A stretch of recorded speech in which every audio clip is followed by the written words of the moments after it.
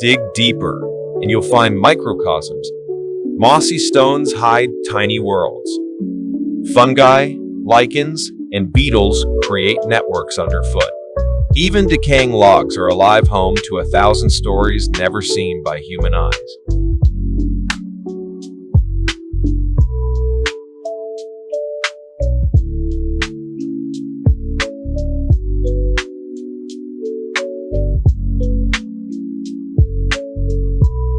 Human connection. For thousands of years, humans lived in harmony with forests, hunting, gathering, worshiping. Even now, we return here for peace. The forest restores. It reminds us that we are not separate from nature, we are a part of it. Closing reflection. Listen